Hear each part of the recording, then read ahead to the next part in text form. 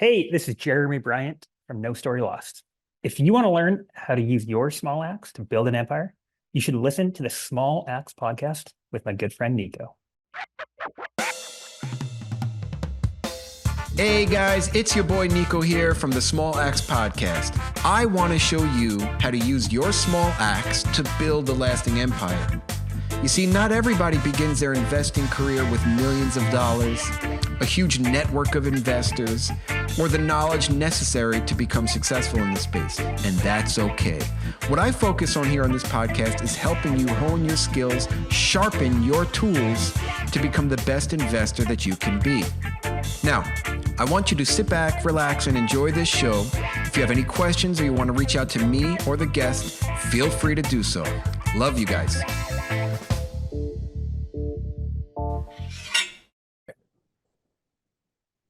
Okay, Small Axe community, welcome back to another awesome episode. I'm so happy to be here. I'm so happy that I have you guys as my listeners. I owe it all to you. Love you guys. Thank you for always tuning in and checking me out and providing feedback. I appreciate it.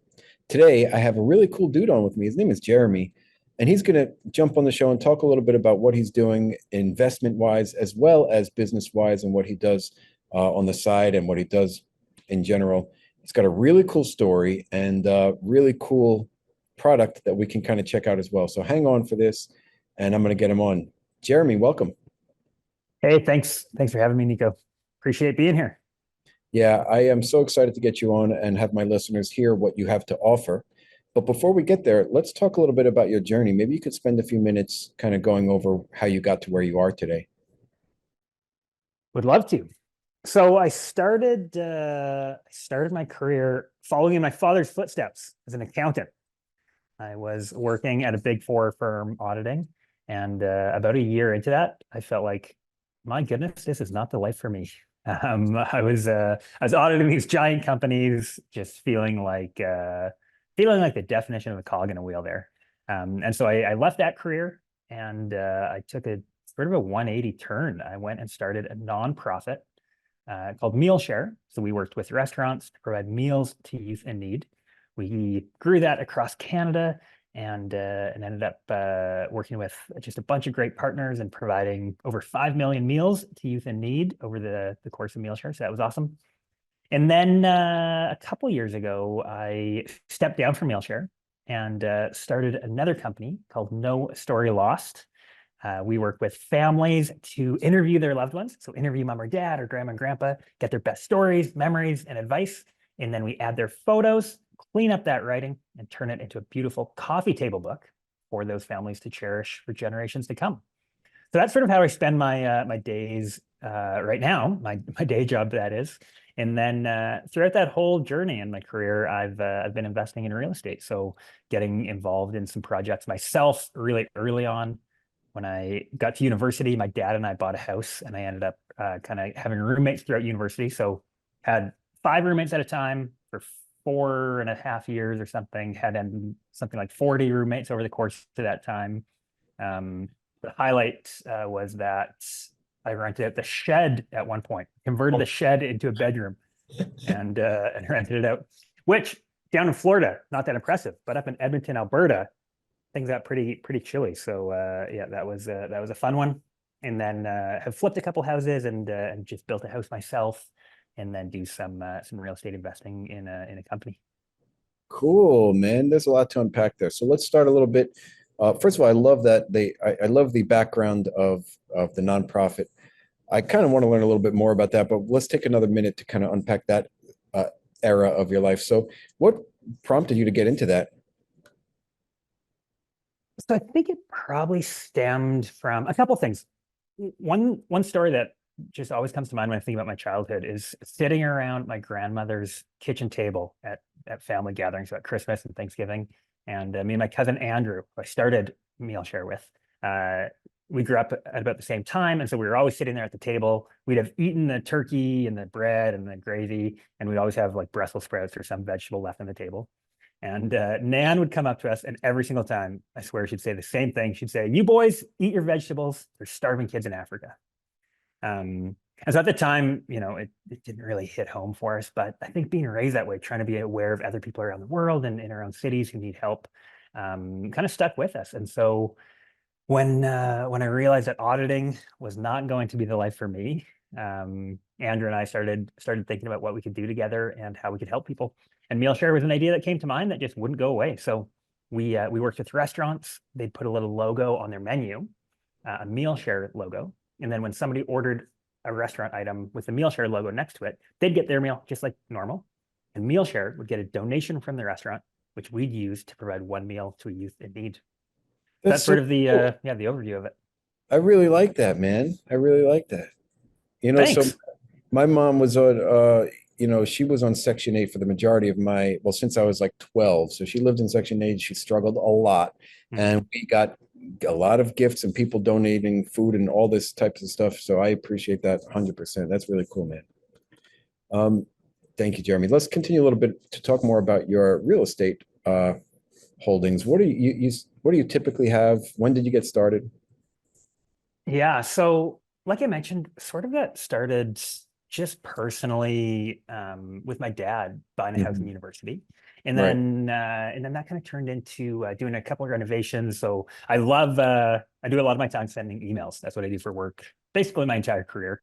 But what I actually like to do is work with my hands and do projects. Mm. So throughout my entire life, I've just loved doing renovations, projects, fixing things up. And so in university one summer, I took the summer, we bought a cheap little house, flipped it around, and then sold it that next year. So that was a great project and sort of a good taste of kind of real estate. Didn't Yeah. manage to lose too much money on that first project and learned a ton of lessons. So that was good. And then kind of carrying that out, just I continued to kind of dabble in real estate myself. So my wife and I bought a house, did a big addition, and then had a basement suite in that.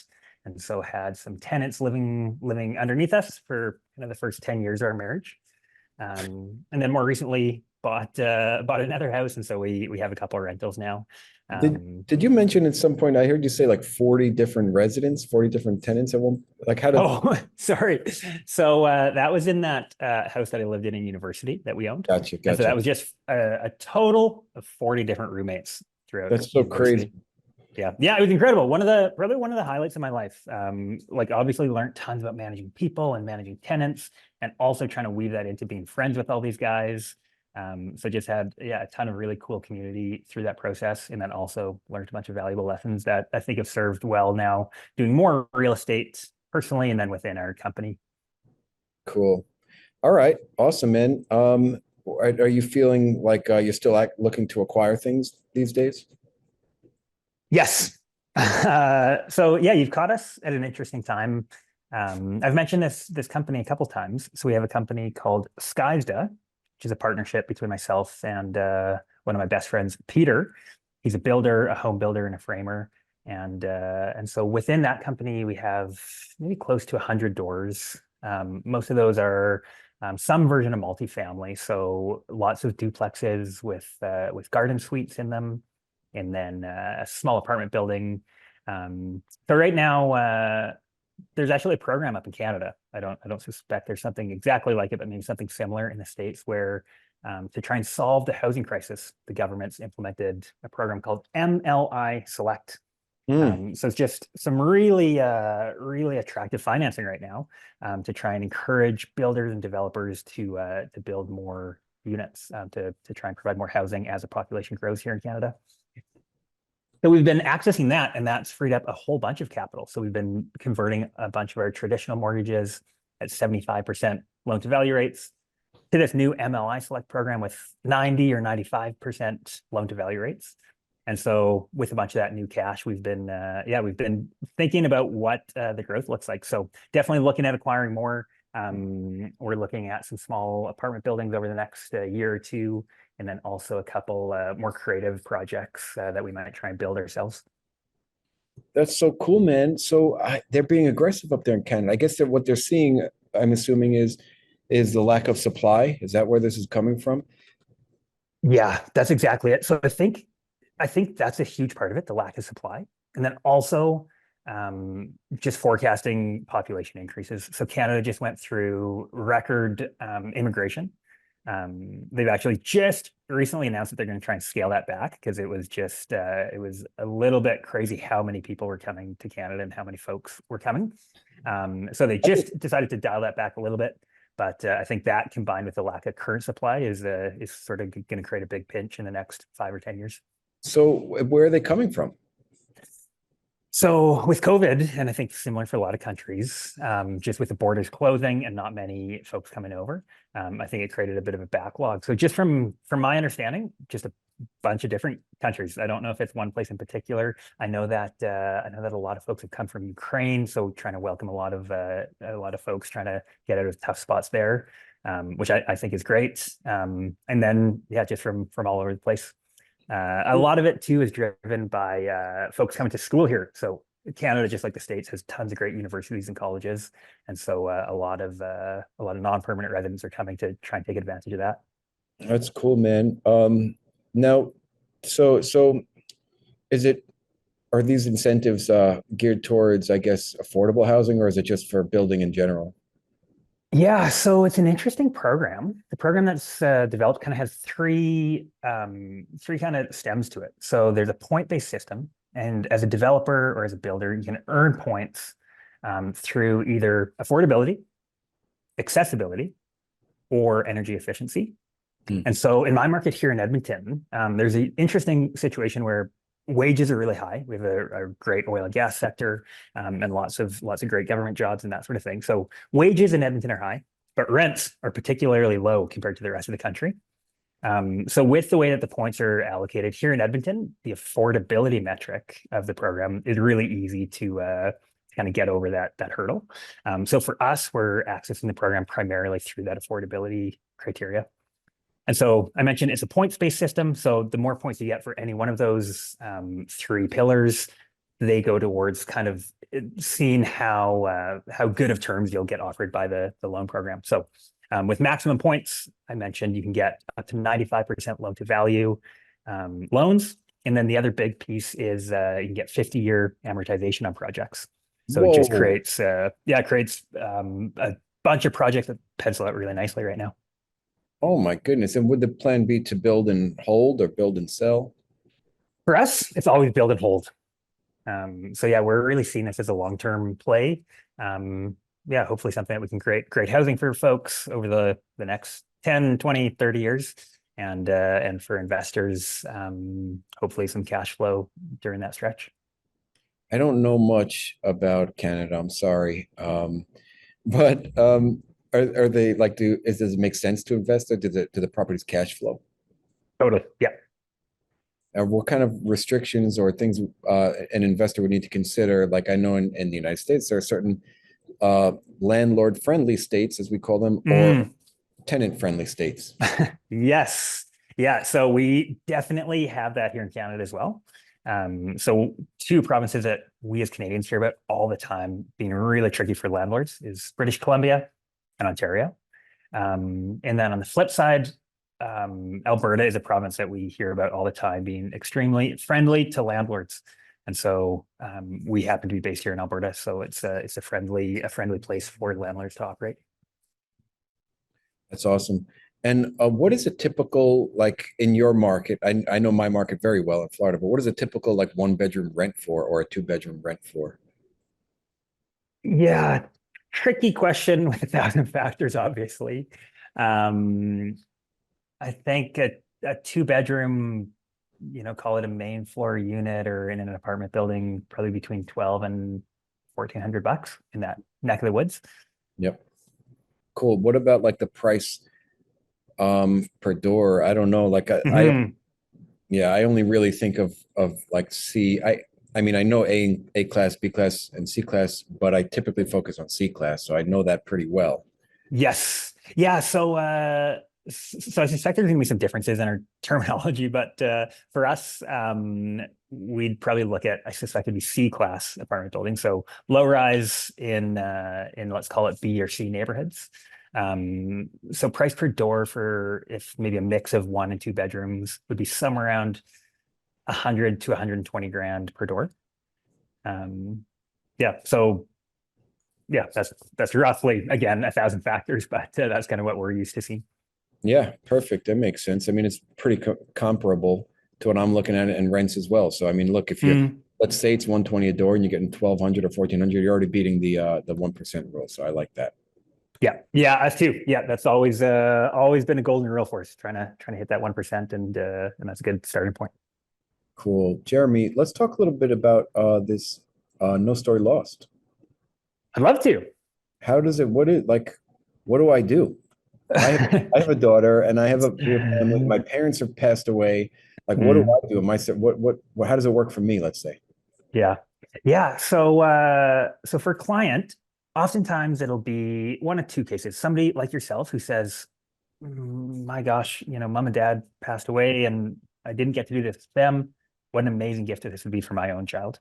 Or on the flip side, it might be somebody like myself who my dad's still alive and my mom's still alive. And so I might say, I'd love to get mom or dad's stories down. So sign up for No Story Lost. And then from there, our team will do a series of interviews with either you or your loved one. And we ask all about your greatest stories, memories, and advice. So our interviews typically start at childhood and we say, tell us your earliest memory, tell us about your prized possession as a kid, tell us about your first kiss, and maybe tell us about the time you got in trouble and almost burnt down the gym. And then we kind of go through that as a series. So we hear about their formative years and then their career, their family, what it was like having kids, what their fears were, what their excitement was. And from there, our team takes that, we edit it, rewrite it a little bit. So we take out the ums and the ahs, combine ideas, and make sure it flows nicely. And then we'll add photos from the family, and then print and ship a beautiful coffee table book for you to either give to your kids or keep for yourself and give a copy to mom and dad. That's awesome, man. So is this coffee table book consisting of those stories in written form?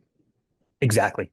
Yeah, so it's really a physical product, a physical coffee table book.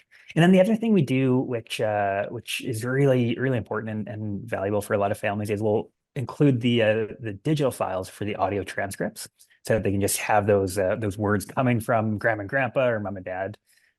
So we did a project for my own grandpa a few years ago, and maybe we did it 4 or 5 years ago, and during COVID he actually passed away. But since then, it's just been so amazing to be able to open up those digital recordings that I have now, and I can hear Pop's voice telling his own stories in his own words. It almost feels like he's still right here across the kitchen table telling us stories at Thanksgiving. So yeah, Uh, those recordings are important, and then great to be able to flip through the book and see photos and read all the stories too. That's so cool. So my daughter every single day asks me to tell her stories. And I remember my dad used to tell me stories too. He would sit on, so me and my brother growing up, we shared a room and he would sit on my bed one night and my brother's bed tonight, and we'd be, he's sitting on my bed tonight. And he would tell us a story. And It's I didn't care if the story was the same. I didn't care if I heard the story amazing. already. I wanted to hear it again. And my daughter's the same way. So I think this is a phenomenal product and idea. Now, how long is a typical like interview of a parent or a grandparent or whoever you're going to interview? And Yeah. is it Zoom or is it in person? So all of our interviews are either on the phone or Zoom, whatever the family prefers. And generally, we structure interviews so they're about an hour long. That tends to work well for both people, especially if someone's a little bit older and they might the mind might just get a little bit tired by the end of talking for an hour straight about all their great stories. And then from there, families can pick how many interviews they want to do. So, as an example, my own grandpa was like his thing was telling stories. So he had a bunch of stories and he loves storytelling. So a family like that might do six interviews, even eight. And then for someone else who maybe, they're a little bit more reserved, they maybe don't love talking about themselves or don't love sharing stories too much. And, we got to work a little bit harder to get them out. 3, 4 interviews seems to work pretty well for folks like that. So a little bit of flexibility there, depending on what the family wants and how talkative the person is, how maybe full of a life they had, or how many different careers or different adventures they went on. That's so cool. And I'm sure you have like professionals guiding these conversations because in my brain, there's a lot of information. I don't know if I can get it all out in calls. Yeah, that's exactly why people come to us. So when somebody comes to No Story Lost and grabs a project, we take away all of the work. It's one click to order the project. From there, it's up to our team of professionals to do the rest. And so, like you said, we've got amazing people on the team who love interviewing folks, are great at it. The people getting interviewed really enjoy that experience, and we kind of make sure that the narrative flows properly. The other thing that we do too is we set up a welcome call at the very start. So the very first thing we do is we'll set up a welcome call with whoever's ordering the project. So be it yourself, to interview yourself, or if you're buying a project for grandma and grandpa or mom and dad, we get on the phone with that person and just hear a little bit about their life, make sure we get their sense on what stories we must hear. Absolutely. Can also talk about if there's anything, we better not ask about, maybe tricky times in life or things that are just best left undiscussed in a book. And so, yeah, we get a good sense from there, and then pass it off to our interviewers and writers who take it away. So cool. I love it, Jeremy. All right. Thanks. We're gonna. I gotta get this. My daughter's gonna love it. I wish it really should be like a family tree should consist of this. Really, of everybody having with their stories in there. So we got to start it now in order to make sure that happens moving forward. I love it. Jeremy, let's transition to my final question, and then we're gonna get to some form of contacting you. So. Great. Let's imagine it was 100 years from now and you have great grandchildren and they're so happy they wanted to write a book about you and your life. What would you want them to title this book? I'm going to pick a title that I'm not sure I deserve, but I feel like it'll be a good calling and a good true north for me to continue to focus on. So I'd like them to call the book How Grandpa Used Business for Good. I feel like if that could sum up my book and looking back on an entire life, using business for good, I think that would be a great legacy to live up to. So that'll be my answer. And then you can ask me in 50 years how we've done and if we've been able to make the world a better place through things I spend my time on. That's so cool, man. I appreciate that answer. And I think it is an excellent true north. Keep going, keep focusing on it. All right, Jeremy, let's get the listeners some form of reaching out to you. You bet. Yeah. So if anybody wants to chat either about No Story Lost or just about kicking around real estate investment up here in Canada, but be happy to chat. They can reach me at email at Jeremy, JEREMY at nostorylost.com. Beautiful. Thanks, Jeremy. Well, it has been a pleasure hanging out with you and talking to you today and learning more about you and your investments and your businesses and everything that you're up to. I love it. And I hope that my listeners are going to reach out to you and kind of get this in the works. If at the very least, speak with you about some real estate. I do have one of my general partners is from Canada and he is interested in it as well. So he'll probably hit you up too. So yeah, looking forward to it. Cool. Thank you, Jeremy, for hanging out today. All right. Hey, Small Axe community. I would like to say thank you for listening to another episode of my podcast where we show you how to use your small axe to build a lasting empire. Now, if you liked what you heard, it would mean the world to me if you would subscribe, leave a 5-star rating, and write a review. Also, if you want to get in touch with me, go to my website at smalaxecommunities.com. Book a call with me. And until the next episode, keep sharpening those axes.